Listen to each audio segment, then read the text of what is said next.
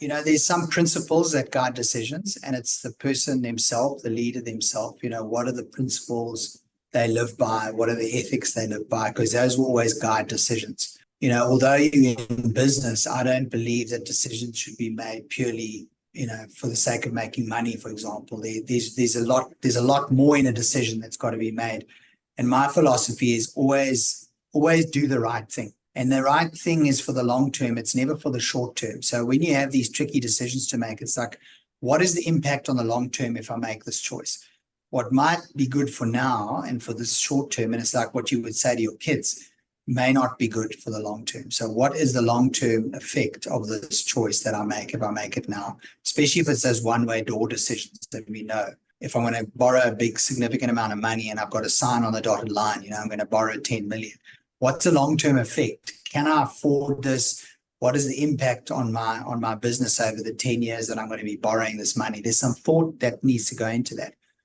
Looking at models, looking at scenarios of how I pay it back and what this impact is for my business. So in whichever instance you're in and whichever tough decision you're making, I think you need to have a consult with someone, an advisor that's got an affiliation for that particular decision, whether it's finance or marketing or people or whatever it is. So I wouldn't, if it's a tricky one, I would consult. I would always say consult. Get someone else who's close to the business, who knows the business, or is in the business, or an advisor to the business that you can speak to.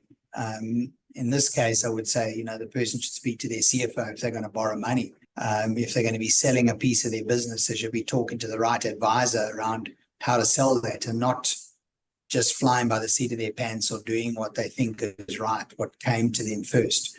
Because some of these bigger decisions will need unpacking. And I think that's where entrepreneurs can get a little bit stuck. They're actually good at making decisions quite quickly because they're knowing people and they move forward quite fast, which is in itself a good thing. But it's differentiating between those decisions I can move quickly to strike and make to the ones that I need to take a bit of time on because they're going to make a big impact on my life. Like starting a new venture is quite a big thing. You shouldn't just jump to start a new venture because it's going to need to be funded, and if the funding isn't available and it gets sucked out of the existing business to fund that, it's often a bad decision because the existing business then suffers and we're not even sure what the new venture will bring and how much return it's going to make. So that's often a mistake entrepreneurs make. They'll go and jump into a new venture, not think about it, and suddenly drain out existing cash flows from the existing operation.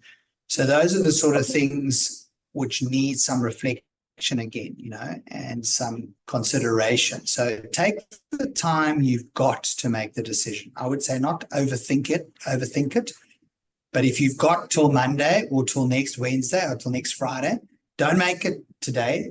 Take your time to make it because other thoughts will come to you in the next week if you've got till next Friday, and then you make it on Thursday, and then you know that the decision is the best you can possibly make with the information you've got, with the consulting you've been able to do, then you make it.